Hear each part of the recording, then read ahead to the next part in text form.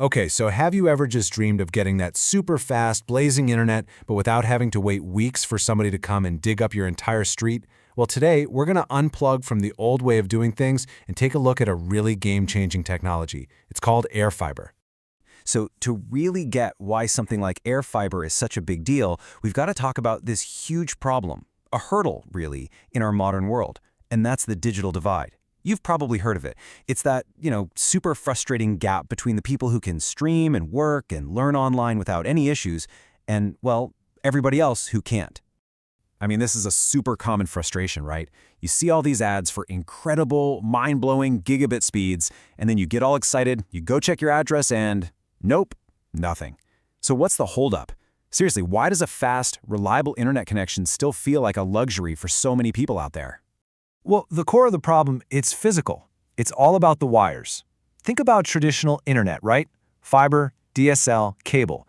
Every single one of them depends on a physical wire in the ground, and just imagine the effort that takes. We're talking digging trenches, trying to get through rough terrain, getting all the right permits. It is a massive, slow, and really expensive process, and that's especially true for any communities that are just a little bit outside of the major cities. But what if you could just skip all of that? I mean, completely bypass it. What if you could deliver the internet right through the air? And that brings us to the really cool, innovative solution at the heart of what we're talking about today. So at its core, AirFiber is what's called Fixed Wireless Access, or FWA for short. And the two key words here are, you guessed it, fixed and wireless. Fixed just means it's for a stationary spot, like your house. It's not for your phone when you're on the go. And wireless, well, that's the magic part. It means it creates this invisible bridge of radio waves that beams the internet from a tower directly to your house. It completely bypasses all those underground cables. Now, when we say wireless, please don't think of that old slow tech from back in the day. No way. AirFiber is designed for fiber-like speeds. We're talking potentially hitting 1 gigabit per second.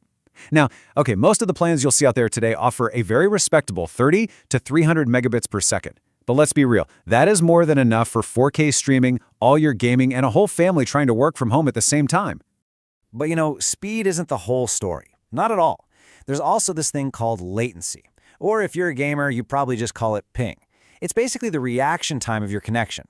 And with latency as low as 1 to 20 milliseconds, wow, AirFiber is incredibly responsive.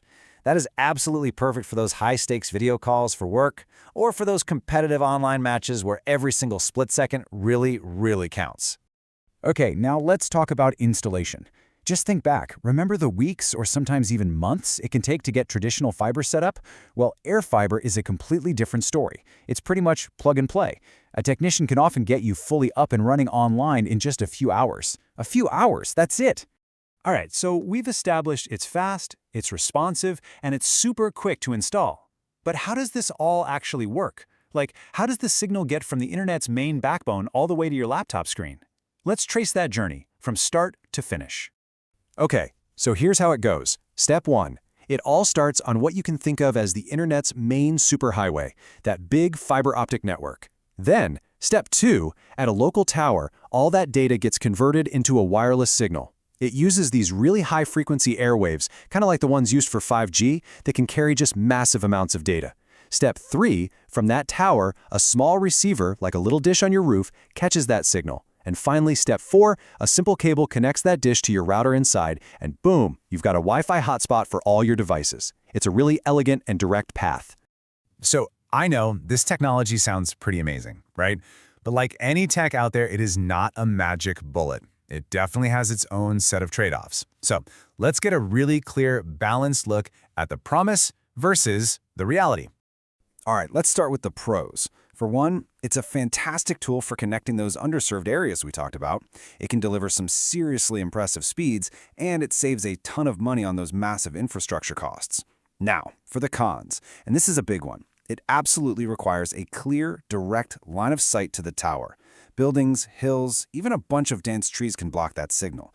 And because it's a radio signal, really extreme weather, like heavy rain or snow, can sometimes cause interference. And that just means your speeds might fluctuate a bit more than they would with a good old physical cable.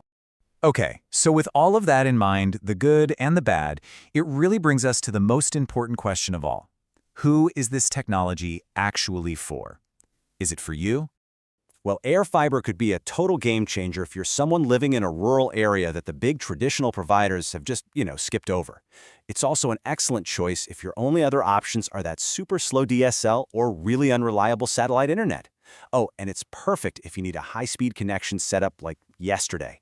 But remember, there's that one major catch we talked about. You absolutely have to have a clear, unobstructed view of the provider's tower. That's the key.